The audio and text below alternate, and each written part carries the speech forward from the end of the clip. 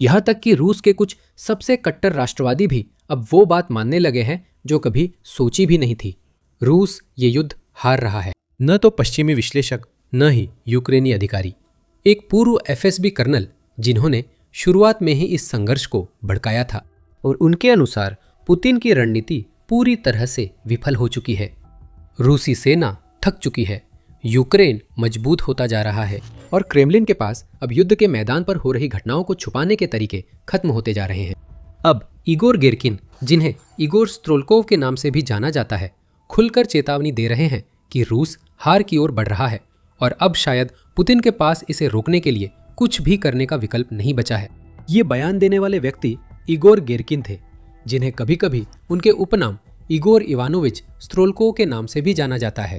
वह कोई साधारण रूसी अधिकारी नहीं है, बल्कि इस युद्ध को शुरू कराने में अहम भूमिका निभाने वाले व्यक्ति हैं। लेकिन जानने से पहले कि उन्होंने क्या कहा, पहले देखते हैं वह कौन है। 1970 में मॉस्को में जन्मे गेरकिन युवावस्था में कट्टर रूसी राष्ट्रवादी बने।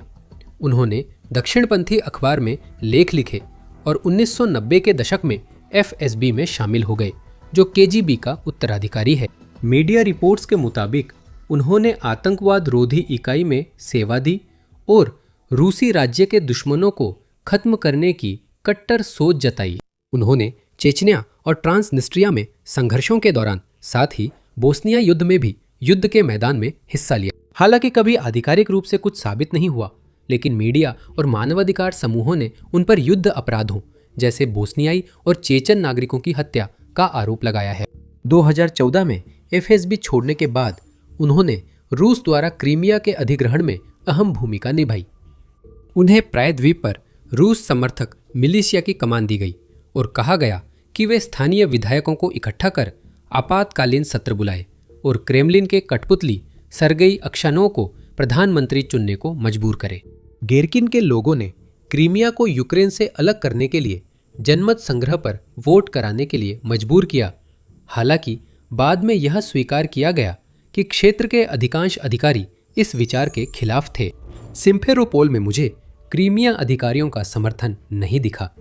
मिलिटेंट्स ने विधायकों को इकट्ठा कर वोट दिलवाया।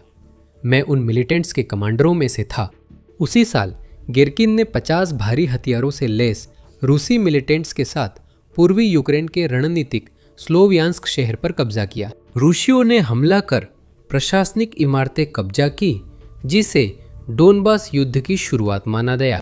गेरकिन ने बाद में स्वीकार किया, युद्ध शुरू करने वाला ट्रिगर मैंने दबाया और वहां हो रही घटनाओं की जिम्मेदारी मेरी है।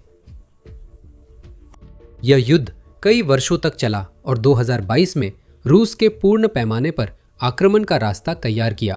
इसी बीच 2014 में गेरकिन को शुरू में डोनेट्स्क पीपुल्स रिपब्लिक में रक्षा मंत्री के पद पर नियुक्त किया गया था, लेकिन कुछ ही महीनों बाद उन्हें उनके पद से हटा दिया गया। मलेशिया एयरलाइंस के एक नागरिक विमान को मार गिराने और उसमें सवार 298 लोगों की मौत के लिए जिम्मेदार होने के बाद कई देशों द्वारा युद्ध अपराधी और आतंकवादी घोषित होने के बावजूद एयरलाइनर घटना के बाद गेरकिन को रूस में वर्षों तक शांतिपूर्ण जीवन जीने दिया गया। 2023 में पुतिन की आलोचना के बाद उन्हें उग्रवाद के आरोप में गिरफ्तार कर 2024 में 4 साल की सजा मिली। गेरकिन अच्छा आदमी नहीं है, वह अंतर्राष्ट्रीय युद्ध अपराधी है और उसका कई भयानक अत्याचार करने का लंबा रिकॉर्ड है। लेकिन वो ऐसा व्यक्ति भी है जिसके पास रूस की सैन्य और खुफिया एजेंसियों के काम करने के तरीके का व्यापक अनुभव और ज्ञान है, और वो यूक्रेन में क्रेमलिन की विफलताओं के सबसे बेबाक आलोचकों में से एक साबित हुआ है। जेल की सलाखों के पीछे से भी वह पुतिन और अन्य अधिकारियों को उनकी कमजोरी, अक्षमता और कायरता के लिए कई बार लताड़ चुका है। गेरकिन जब बोलता है तो लोग सुनते हैं, क्योंकि युद्ध शुरू होने के बाद वह बड़े जी ब्लॉगरों में से एक बन गया है और टेलीग्राम व अन्य प्लेटफॉर्मों पर उसके लाखों अनुयायी हैं। 25 अप्रैल 2026 को गेरकिन ने एक बार फिर से बयान दिया। उसकी पत्नी मिरोस्लावा रिगिंस्काया ने टेलीग्राम पर अपने पति की ओर से पोस्ट साझा की, जिसमें वो कहते हैं कि रूस बर्बाद होने वाला है। दुर्भाग्यवश हम सैन्य हार की तरफ बढ़ रहे हैं, ये सच है। आइए पूरी तरह न सही पर इस अप्रिय तथ्य को स्वीकार करें कि खतरा असली है और यूक्रेन को उसकी जरूरत की हर चीज मिलती रहेगी, जबकि हम इसे रोकने के लिए गंभीर कदम नहीं उठाएंगे। कुछ दिन बाद 28 अप्रैल को एक पोस्ट आई जिसमें यूक्रेन और अजरबैजान के बढ़ते संबंधों और बाकू में शांति वार्ता की संभावना पर चर्चा हुई। फिर से स्ट्रोलकोव ने अपने आकलन में कोई संदेह नहीं छोड़ा। उन्होंने कहा कि यूक्रेन आगे बढ़ रहा है और सफल अभियानों की रिपोर्ट कर रहा है, जबकि रूसी मीडिया और अधिकारी वास्तव में ये नहीं जानते कि मोर्चे पर और पीछे के इलाकों में क्या हो रहा है। सारांश में उन्होंने रूसी हार की संभावना पर अपनी पहले की टिप्पणियों को दोहराया। एक बार फिर मुझे कहना होगा कि समझौते के लिए लड़ी जा रही जंग न सिर्फ एक बंद गली में पहुंच गई है, बल्कि असफलता में भी खत्म हो गई है। दुश्मन जीतने के लिए लड़ रहा है, हम समझौते के लिए लड़ रहे हैं और हमारा यह समझौता बेहद कठिन होता जा रहा है। ये बातें किसी कट्टर रूसी राष्ट्रवादी से साहसी या अजीब लग सकती है, लेकिन गेरकिन के नजरिए से ये नई नहीं है। कई रूसी अधिकारी और क्रेमलिन के सहयोगी बार बार प्रचार दोहराते हैं और युद्ध को सफल बताते हैं, जबकि सबूत विपरीत है। इसके विपरीत गेरकिन चीजों को सीधे कहने से नहीं डरते। उन्होंने पुतिन को रूस को अपनी सैन्य महत्वाकांक्षाएं हासिल करने से रोकने वाली सबसे बड़ी समस्या बताया है। फरवरी 2023 में युद्ध के एक साल बाद गेरकिन ने पुतिन के सार्वजनिक भाषण के बाद उनकी आलोचना की। उन्होंने कहा, नाकामी या हार पर कुछ नहीं, बस बातें हैं। अब और सुनने का मतलब नहीं, अराजकता को रोकने का एक और मौका चूक गया है। उसी साल बाद गेरकिन ने देश के नेता पर ज्यादा व्यक्तिगत हमला कर शायद अपनी गिरफ्तारी खुद ही पक्की कर ली। 23 सालों तक देश का नेतृत्व एक घटिया इंसान ने किया, जिसने आबादी के एक बड़े हिस्से की आंखों में धूल झोंक दी। अब वह राज्य की वैधता और स्थिरता का आखिरी द्वीप है, लेकिन देश इस कायर निकम्मे इंसान की सत्ता अगले 6 साल और नहीं सह पाएगा। गेरकिन ने कई बार पुतिन से इस्तीफा देने और युद्ध के दौरान देश का नेतृत्व किसी सक्षम व्यक्ति को सौंपने की अपील की, ये कहते हुए कि राष्ट्रपति युद्ध के लिए तैयार हालात बनाने की जिम्मेदारी लेने के लिए तैयार नहीं है और उन्हें सच में अपनी शक्तियां, लेकिन कानूनी रूप से ऐसे व्यक्ति को सौंपनी चाहिए जो इस तरह के काम के लिए सक्षम हो। पुतिन की शैली का सार बताते हुए गेरकिन ने कहा, ढेर सारी खोखली बातें, नाम मात्र की कार्रवाई और नाकामियों की कोई जिम्मेदारी नहीं। गेरकिन ने अपने राष्ट्रवादी साथियों के साथ आक्रोशित देशभक्तों का क्लब समूह की स्थापना की, जो ब्लॉग और सोशल मीडिया पोस्ट के जरिए क्रेमलिन की यूक्रेन में युद्ध जीतने में असफलता को उजागर करता रहा। उन्होंने दर्जनों अलग अलग मौकों पर अपने विचार काफी स्पष्ट रूप से रखे हैं, बार बार इस बात पर जोर दिया है कि अगर रूस इसी तरह बना रहा तो वह यह युद्ध जीत नहीं सकता और न ही जीतेगा। अयोग्य नेतृत्व, भ्रष्ट अधिकारी और नाकाम रणनीतियां, जिनसे युद्ध में कोई नतीजा नहीं निकला। 2023 में भी कई पश्चिमी अधिकारी और विश्लेषक मानते हैं कि युद्ध रूस के पक्ष में जा सकता है। यूक्रेन के जवाबी हमले पर बढ़ते आशावाद के बावजूद वह गिने चुने लोगों में थे जिन्होंने कहा कि क्रेमलिन के नुकसान बढ़ रहे हैं, जबकि उसकी जमीन पर बढ़त धीमी है। समय के साथ गेरकिन के सिद्धांत सही साबित हुए हैं। रूस यूक्रेन के अहम कस्बों, शहरों और मजबूत ठिकानों पर कब्जा नहीं कर सका है। उसके नुकसान बहुत बढ़ गए, अर्थव्यवस्था बिखर गई, सेना कमजोर हो गई, जबकि कीव की सेनाएं लगभग हर किसी की अपेक्षा से कहीं ज्यादा मजबूत हो गई है। लेकिन अब क्यों? 2026 में गेरकिन को क्यों लगता है कि खेल आखिरकार खत्म हो गया है और रूस की हार लगभग तय है? इससे पहले कि हम शुरू करें, आप देख रहे हैं द मिलिट्री शो। सब्सक्राइब करना ना भूलें। 25 अप्रैल की टेलीग्राम पोस्ट में गेरकिन ने अपने देश के भविष्य को लेकर चिंता के 2 मुख्य कारण बताए, एक स्पष्ट और दूसरा थोड़ा सूक्ष्म। पहला कारण यह है कि यूरोप की परिषद ने यूक्रेन को 90 अरब यूरो का ऋण अंतिम रूप दे दिया है। ये काफी समय से प्रक्रिया में था, जिसकी शुरुआत दिसंबर 2025 में सहमति से हुई थी। हालांकि हमेशा यह संदेह बना रहा कि यह सौदा पूरा होगा या नहीं, क्योंकि हंगरी के निवर्तमान प्रधानमंत्री विक्टर ऑर्बन इसे रोकने की कोशिश कर रहे थे। ऑर्बन को यूरोपीय संघ में पुतिन के प्रतिनिधि के रूप में देखा जाता है, जिनकी गतिविधियां अक्सर क्रेमलिन को लाभ पहुंचाती है। 12 अप्रैल 2026 के हंगरी संसदीय चुनावों में देश के सबसे लंबे समय तक सेवा देने वाले प्रधानमंत्री को हार मिली। उनकी सत्तारूढ़ फिदेश पार्टी को तीसा विपक्ष द्वारा सत्ता से बाहर कर दिया गया, जिसका नेतृत्व आने वाले प्रधानमंत्री पीटर माया कर रहे थे।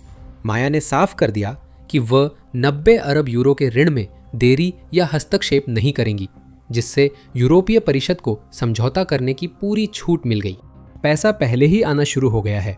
कुल राशि का आधा यानी 45 अरब यूरो 2026 में यूक्रेन को मिलेगा। इसमें 8.35 अरब यूरो की वृहद वित्तीय सहायता, यूक्रेन सुविधा के लिए 8.35 अरब यूरो और यूक्रेन की बढ़ती रक्षा उद्योग को समर्थन देने के लिए 28.3 अरब यूरो शामिल है। घेरकिन के अनुसार यह रूस के लिए बुरी खबर है। अपने टेलीग्राम पोस्ट में राष्ट्रवादी ने व्यंग से उन राजनयिकों की आलोचना की जिन्होंने ऋण में देरी कराने की कोशिश की थी और कहा कि यह होना ही था, अब हो गया। यूरोप परिषद ने यूक्रेन के लिए 90 अरब यूरो मंजूर किए हैं। उसे पूरे 90 अरब मिलेंगे या आधे या एक तिहाई, और यह एक साथ मिलेगा या किश्तों में, ये सब अप्रासंगिक है। महत्वपूर्ण यह है कि उसे यह राशि मिल जाएगी। घेरगिन कहते हैं कि वर्तमान हालात रूसी नजरिए से समझ नहीं आते।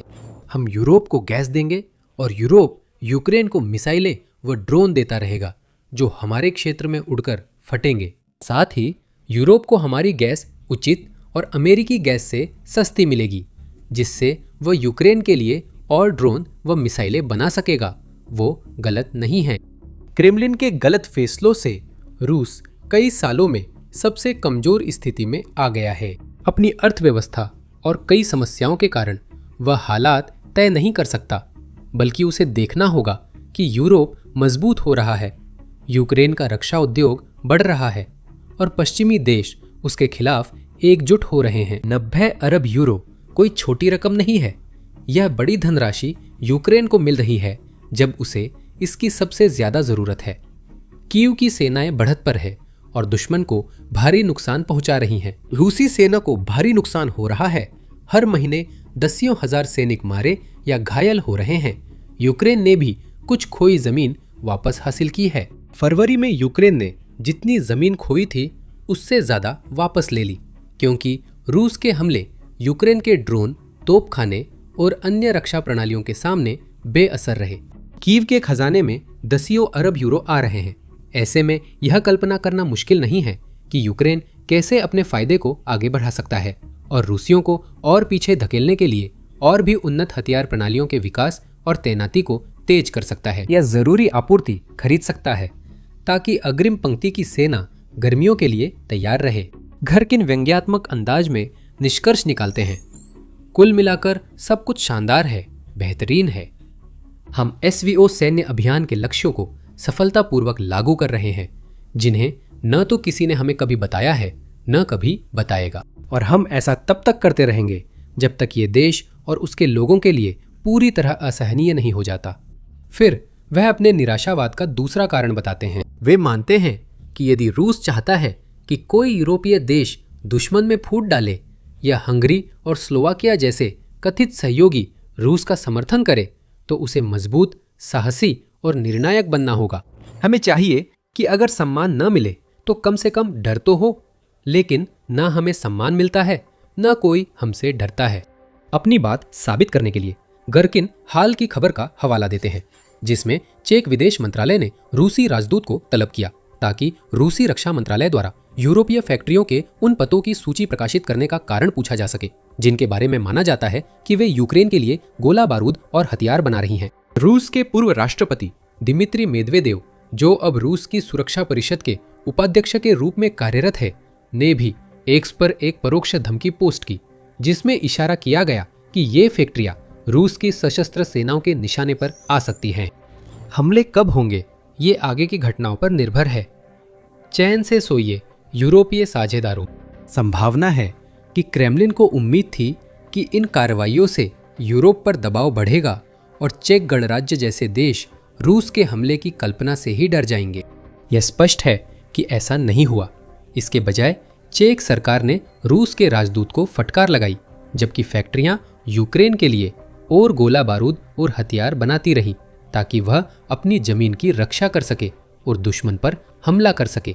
ये गर्किन के विश्वास को साबित करता है कि अब रूस से यूरोप या कहीं और डर नहीं लगता। कभी क्रेमलिन की सख्त भाषा वाले बयान भी दुनिया के नेताओं को डरा देते थे, लेकिन अब ऐसा नहीं है। 2022 के बाद से रूस की कार्रवाइयों ने उसकी प्रतिष्ठा को पूरी तरह से कमजोर कर दिया है और उसकी कभी शक्तिशाली रही साख को चकनाचूर कर दिया है। अब इसे एक सर्वशक्तिमान ताकत के रूप में नहीं देखा जाता, जिसकी विशाल और शक्तिशाली सेना चाहती तो पूरे यूरोप को जीत सकती थी, बल्कि इसे वैश्विक मंच पर एक कमजोर और नाकाम खिलाड़ी के रूप में देखा जाता है, जो हर मोर्चे पर असफल हो रहा है और अपने पुराने स्वरूप की केवल एक परछाई बनकर रह गया है। घेरकिन के अनुसार विश्व व्यवस्था बदल गई है। रूस की पुरानी रणनीतियां अब असरदार नहीं रही और वो छोटे देशों को धमकाकर उन्हें नहीं झुका सकता। हमें चेक निर्मित हथियारों से होने वाले हमलों को चुपचाप स्वीकार कर लेना चाहिए और किसी भी हालत में इन फैक्ट्रियों, इन उद्यमों के खिलाफ जवाबी कार्रवाई करने की संभावना के बारे में सोचना या इशारा तक नहीं करना चाहिए जहां ये सब हो रहा है। अगर हम ऐसा होने दें तो हमें या हमारी सरकार को यही मिलना चाहिए। शायद हम खास तौर पर इसके हकदार नहीं हैं, लेकिन हमारी शानदार सरकार खुद अपने लिए और हम सब की ओर से इसकी हकदार है। वह आगे बढ़कर उस भयानक स्थिति का सारांश प्रस्तुत करते हैं जिसमें रूस खुद को पाता है। हम रणनीतिक सैन्य अभियान को लागू करने की कोशिश जारी रखेंगे, जो साफ तौर पर एक ठहराव पर पहुंच चुका है और जो फिलहाल बिना किसी नतीजे के अनगिनत जाने ले रहा है। और यह भी हमारे शानदार नेताओं और कमांडरों का बहुत बड़ा श्रेय है, जिन्होंने पिछले 4 वर्षों में जीत हासिल करने के हर मौके को पूरी तरह से गंवा दिया। और अब भी जब हालात और भी ज्यादा निराशाजनक होते जा रहे हैं, तब भी वे उस जीत को हासिल करने की कोई कोशिश नहीं कर रहे हैं। घेरकिन के शब्दों में शक या अलग अलग व्याख्या की बहुत कम गुंजाइश है। उनके लिए रूस सिर्फ ये युद्ध हार नहीं रहा है, बल्कि हो सकता है कि वो पहले ही इसे हार चुका हो। अतीत में जब घेरकिन क्रेमलिन की रणनीतियों या युद्ध की स्थिति पर नकारात्मक राय देते थे, तो वे सुधार के तरीके भी बताते थे। विशेष रूप से उन्होंने सुझाव दिया था कि किसी प्रकार की बड़े पैमाने पर लामबंदी क्रेमलिन की जबरदस्त ताकत वाली रणनीतियों के लिए उपयुक्त होगी और सेना को वह अतिरिक्त बढ़त देगी जिसकी उसे यूक्रेन की रक्षा को पछाड़ने के लिए जरूरत है। अब घेरकिन मानते हैं कि इस समय कोई भी लामबंदी सकारात्मक असर नहीं डालेगी।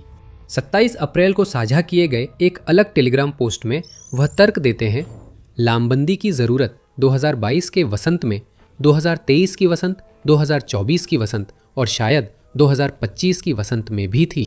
अब लामबंदी विनाशकारी रूप से देर हो चुकी है। फिलहाल जैसा कि अधिकांश आबादी इसे देखती है, लामबंदी से कोई भी परिणाम नहीं निकलेगा। वो कहते हैं कि रूस अब अपने दुश्मन को भारी सैन्य बल से नहीं रोन सकता। 26 में ऐसा कुछ भी नहीं है। वह बताते हैं कि अब संघर्ष पर अब ड्रोन का भारी वर्चस्व हो गया है और यूक्रेन इस क्षेत्र में इतना आगे है कि कीव की सेनाएं बिना ज्यादा जमीन खोए आसानी से बड़ी संख्या में रूसी सैनिकों को खत्म कर सकती हैं। वे कहते हैं कि जीत के लिए अब लामबंदी जरूरी है, लेकिन यह सीधे सेना में लोगों को भर्ती करने से कम और रक्षा उद्योग में उन्हें लगाने से ज्यादा जुड़ी है। वे कहते हैं कि रूस को अपने प्रतिभाशाली दिमाग, सैन्य विज्ञान, नवाचार और उत्पादन में लगाने चाहिए, लेकिन वो आगे यह भी कहते हैं कि क्रेमलिन के पास ऐसा कुछ करने की इच्छा नहीं दिखती या फिर रणनीति बदल ले और इस युद्ध को जीतने के लिए कोई ठोस प्रयास करने की भी इच्छा नहीं दिखती। अंत में वो कहते हैं, अब आप कितने भी लोगों को मोर्चे पर भेज ले, युद्ध की दिशा नहीं बदल सकती। वह समय निकल चुका है। मैं पिछले 4 सालों से लामबंदी की मांग कर रहा था। अब मैं पहले जैसी लामबंदी की मांग नहीं कर रहा हूं, क्योंकि अब उसका कोई मतलब नहीं है। हमारे पास, हमारी अर्थव्यवस्था के पास उन्हें लैस करने लायक पर्याप्त हथियार भी नहीं है। आधुनिक रूसी इतिहास के सबसे कट्टर राष्ट्रवादियों में से एक भी मान रहा है कि युद्ध जीतना संभव नहीं, जो देश के भविष्य के लिए अच्छा संकेत नहीं है। घेरकिन पुतिन के खिलाफ होने वाले अकेले नहीं हैं। धीरे धीरे लेकिन निश्चित रूप से क्रेमलिन के आंतरिक घेरे के लोग महसूस करने लगे हैं कि रूसी राष्ट्रपति अब नेतृत्व करने के योग्य नहीं है, जिसके बारे में आप इस वीडियो में और जान सकते हैं, या फिर इस वीडियो को देखें ताकि आप जान सके कि यह युद्ध कैसे पूरी तरह से नियंत्रण से बाहर हो गया है, जिसमें रूस कमजोर होता जा रहा है और यूक्रेन मजबूत होता जा रहा है। और अंत में रूस, यूक्रेन और अन्य जगहों से और अधिक जानकार विश्लेषण और ताज़ा सैन्य समाचार रिपोर्टों के लिए सब्सक्राइब करना न भूलें।